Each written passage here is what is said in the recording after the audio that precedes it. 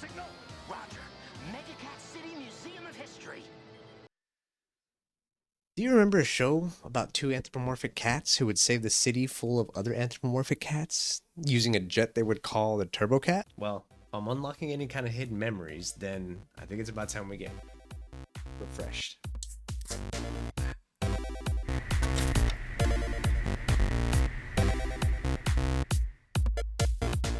Our initial introduction to this world has probably one of my favorite scenes in the whole show, and yes, it's literally within like the first 5 minutes of the show. Two grave robbers dig up our first villain of the show named Passmaster, who I guess got buried alive and has been there for like over 800 years. He brings some skeletons to life to fight for him, and it's here we're introduced to the police force of this world called the Enforcers, and it's here where we actually get my favorite scene of the entire show. Do we read these things their rights? You have the right to remain buried.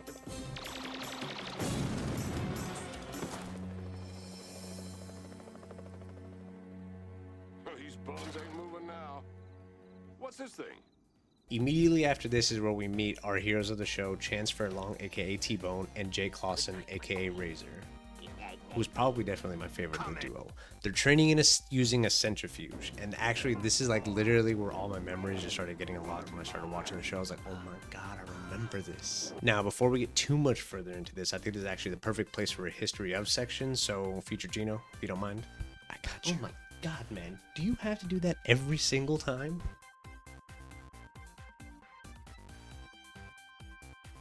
SWAT Kats was released back on September 11th, 1993, and was created by Christian and Yvonne Tremblay.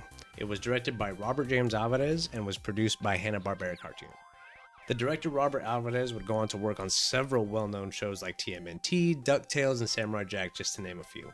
Now, if you're not familiar with Hanna-Barbera Cartoons, I mean, they've produced Gino, let's just get a list going. I mean, we got Two Stupid Dogs, we got Captain Planet, we got I Am Weasel, we got Cow and Chicken.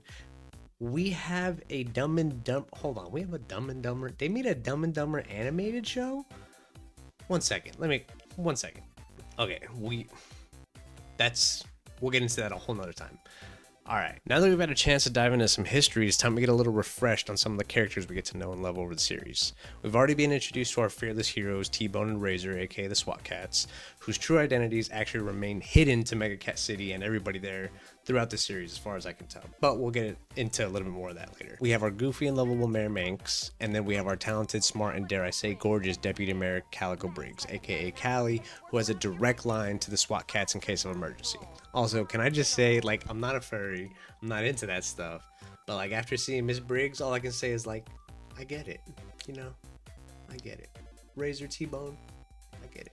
Commander Ulysses S. Farrell is another big character on the show that absolutely hates the SWAT Kats. We get some amazing back and forths between the SWAT Kats and Farrell throughout the show, like this. Keep him in that insulated missile, Commander. Yeah, this guy gets a real charge out of zipping through wires. What do you think I am, stupid? Bingo. Commander Farrell is actually a major catalyst to the SWAT Kats forming. T-Bone and Razor actually used to work for the Enforcers, which we don't really find out until episode 3.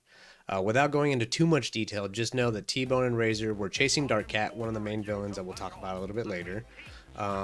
They almost had him, but then Farrell kind of like messed up the whole deal. He clipped their wing, caused them to crash into the newly built Enforcer headquarters, which distracted Farrell, which allowed Dark Cat to get away. And then from there, Farrell blames them, and then he reassigned them to a military salvage yard. This is where T-Bone and Jake take on the SWAT Kat name and then create the Turbo Cat using old military salvage parts. And as much as Farrell hates the SWAT Kats, he does work with them from time to time, and he actually sticks up for them when they are actually in the right. Okay, now let's get to villains.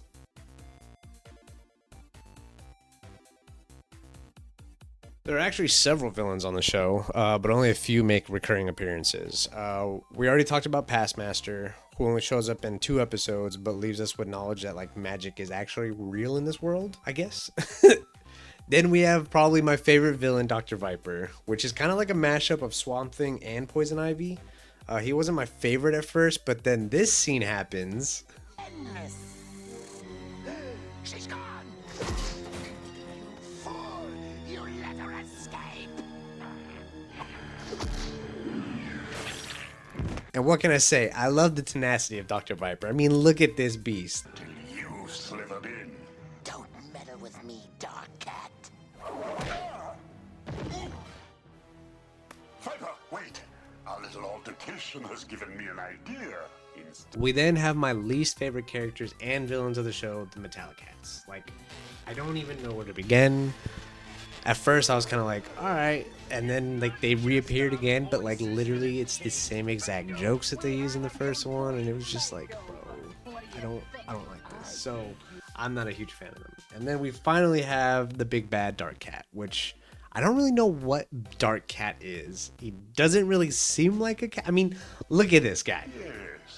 What is that? I mean, is that... I feel like that's something else masquerading as a cat. And who knows? Maybe we find out a little bit later in the series. Now, there's a bunch of characters in this show, and it really wouldn't be a true Refreshers episode if I didn't at least do a quick honorable mention clip. So, here we go. We got Morbulus, who actually has eyes in the back of his head. And you don't believe me? Check it out. That guy must have eyes in the back of his head.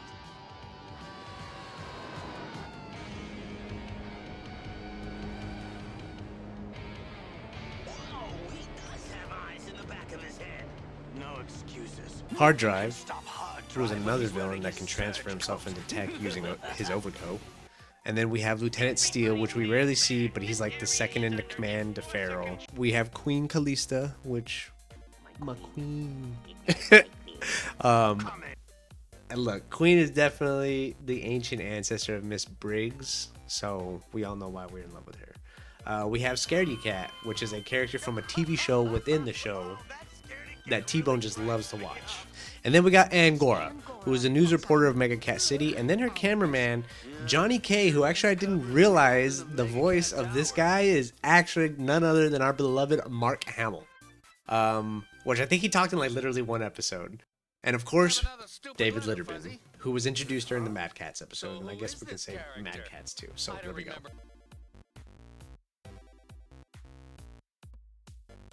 I did that about refreshes us on the characters in the show. Now let's discuss some of the cool things and or just things in the show that just completely threw me off. For instance, they kept saying this phrase, "Cats alive." Cats alive! They've taken over my choppers! Cats alive! This stuff's ass. Cats alive! Those were the best pilots I had. That I have no clue what it's in reference to. Now I could just be a complete idiot, which I think we can all agree is the most likely scenario here. So if anybody has any idea what this is, can you please enlighten me in the comments down below. We get to see some of the awesome gadgets and weaponry that the SWAT Kats made using material from the junkyard, kind of like the octopus missiles, cement machine gun, the razor pistol, banshee missiles, mole missiles, slicer missiles, pincer missiles, and the plain old missile, along with the Glovatrix, which has probably a ton of other different gadgets within itself. And I haven't even touched on the Turbo Cat. There's just so much more about the Turbo Cat to talk about when it comes to the different functions it has, but that could be a whole video in itself. I did want to show y'all some of these cool model sheets that I found when I was researching some of this stuff.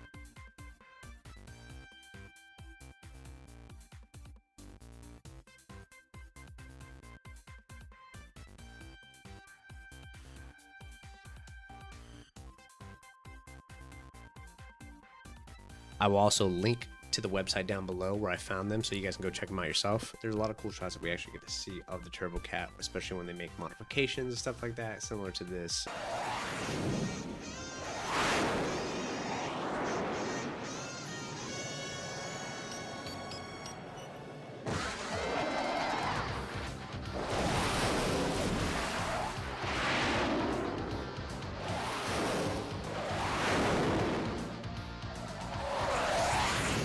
I'm going to be 100% honest with you. There are 2 seasons of SWAT Kats, and I went in thinking that I was only going to watch the first season. Well, surprise, surprise, I actually got hooked, and I was like, you know what, I'm going to start watching the second season, which I highly recommend watching as well. Now, with all that being said, this is refreshers, and the whole point of this channel is to get people refreshed on things that they long forgot. We don't all have time to go and watch full seasons of shows just because someone unlocked a memory that we want to go delve further into. I hope I covered just about everything without also giving up too much for any of the people who actually want to go back and watch the entire show. I hope that was refreshing enough for you. And if you have any recommendations on any other shows, movies, games, anything you'd like me to do a refreshers episode on in the future, please let me know in the comments down below. The next episode I have in mind does stick to the anthropomorphic cat style and hopefully does not make Too many people think that I'm lying about the furry thing. Sorry, chicken licken. When the going gets tough, I like to play rough. I'm Guido Ancho.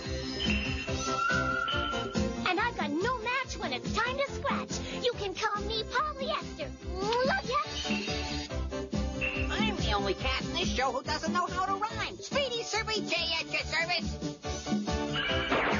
Samurai Pizza Cats! For those of you that stuck around to the very end, just want to say thank you. I appreciate you. This has been something I've been working on for the past couple of months. Definitely been an idea stage for about a year or two, maybe. And if you guys are still here, I'd like to reward you guys with something that's hopefully funny and not too cringy. So here's some bloops. Enjoy, and don't forget, stay refreshed. Peace.